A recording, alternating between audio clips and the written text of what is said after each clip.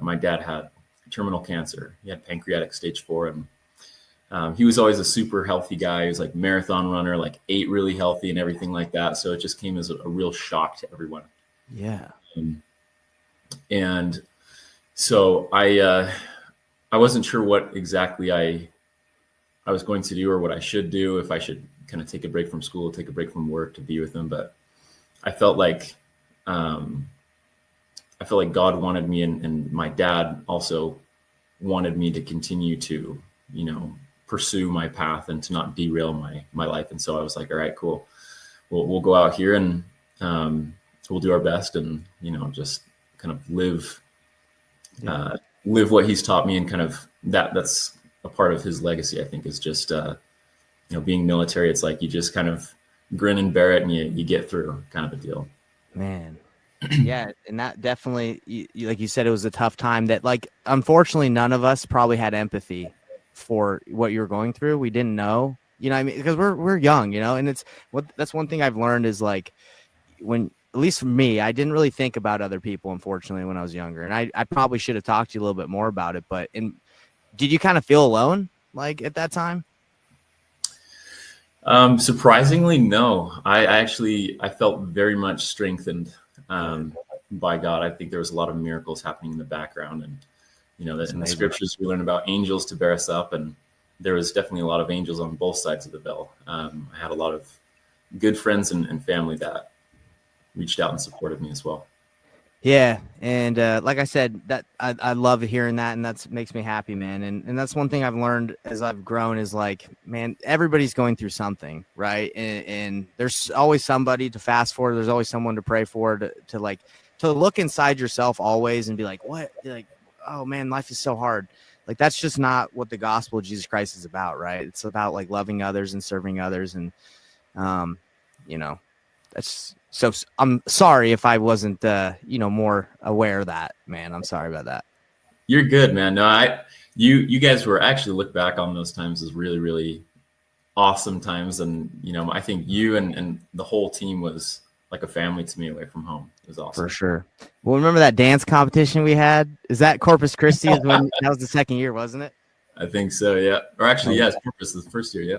First year? Okay, Corpus was the first year? Oh, yeah. Okay. Yeah, that was wild, man. That was fun. So I love to hear that. So let's talk about what happened after that. Like, because I don't know when your father passed away. I don't know what happened. What was the trajectory like of your life? If you want to get into it, of how faith played into that, because you said angels are bearing you up and helping you. So what did that look like? Yeah, so got through that, and I mean, even with everything going on, I was blessed to have an incredible year, or an incredible, I guess, fall season for our sales. You guys that second year, so that was awesome. Yeah. And I was recently married at that time, so just kind of figuring life out. And after that, I went home, and my family actually had moved to Texas while I was away. I kind of snuck out of Utah. So I went, I was with them in between the time that we finished, which I think was like November. I remember. Started going back to school in January. So I had, a lot of time through the holidays to just be with my dad, be with my family, and connect. So he ended up passing in February that following year, which was really rough. And that's also the year that I graduated and ended up going and moving out to Ecuador, which I'll get into a little bit later. But it was just like change after change after change, and just lots happening. Just constantly changing. Yeah. It's the only thing that's constant and consistent in life is change. Exactly. So, okay. So the very tough time, you ended up moving to Ecuador. Was that a faith building experience to be out there? Was that tough? Like, tell me about that. Yeah. And to answer your question, like, as far as how faith played into it, I feel like there were a lot of really hard things that happened in a very short period of time. And shortly after I moved to Ecuador, which, there was kind of a culture shock and a little bit of a language barrier. I spoke Spanish fluently from the mission and everything, but it's just very different from living in the States. Oh, for sure. And then I had a time where my ex-wife was also just really struggling with her testimony, and I felt like things were kind of falling apart, and it was a struggle for me because I was trying to do the best that I could with, being a disciple of Christ and just powering through all of my challenges that I was facing. And I kind of had this expectation that God would just make my life a little easier, or, take away some of the challenges. And they didn't go away.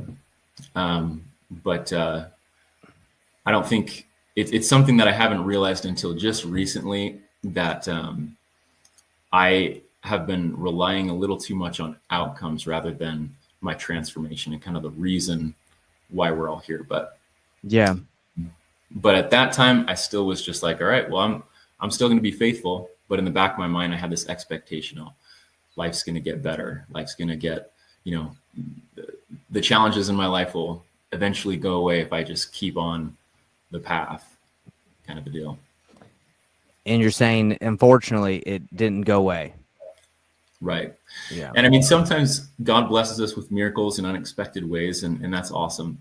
But the thing that I've come to realize is there's no guarantees in God's plan in this life, in terms of outcomes. Yeah. But there is a guarantee in who we become. And that has been life-changing for me to realize. It sucks, though, doesn't it? It's hard. You having to go through those things to become like I believe that we're here to build the Christ-like character, like develop his attributes, become one with Christ. But unfortunately, that requires suffering. It does. And I think a lot of people that join the gospel or follow Jesus Christ think it's their path to like a life of happiness, right? Like pure sublime happiness. There's no problems, but that's not true. Yep. We're kind of in God's, I like to think of mortal life, this life here as college, a college experience. It's kind of relatable. And it's like, we don't have any guarantees in the syllabus. We're kind of at the mercy of the syllabus of this course that God has created for each of us. And, we're going to learn through it for sure. But we just got to keep following, through the lessons. So what has helped you to continue to have hope? Like, I want to hear more. Like, I know we could say Jesus Christ, right? But like, you unfortunately dealt with your passing your father, and then your relationship didn't work out according to like what with our limited view of eternity, right? Like, it didn't work out right now, and I would say you're facing a lot of struggles, even right now, right? And just same with me, man. I got a lot. Everyone's got something, but you would think, like, listen to this podcast, you'd be like, oh man, these guys got it figured out. They love Jesus. They don't have any issues. But yeah. So what kept you hoping and having that faith that things to continue on the path, and that things you should keep doing this? Yeah. I think a lot of it through the years has been leaning on the relationship that I had built as I studied the scriptures and really tried to create a relationship with Jesus Christ on my mission. And that was the first time that I always kind of tie back to where I felt close to him. And it's like any friendship. Like, if you don't spend time talking with friends, like, it just kind of deteriorates. And so we need to talk with Christ as our friend. And that relationship that I have built with him over the years has helped me to feel his love. And it's a kind of love and regard that you don't get anywhere else. And I think that's really the thing that keeps me hopeful, and the reason why I really, pursue my relationship with Christ and stay in the church and do all the things that I do to try to be the best disciple I can be, is because, like, the world's love is like, if you're producing value that people see as valuable, then that's kind of the extent of the world's view of love. But if not, then it's just kind of like, well, you're not of any value to me. And so they disconnect. Yeah. But with Jesus Christ, like, he always loves us no matter what's happening, even if we're intentionally doing things that we know hurt him. He's just always there. So that's that's really why I worship him.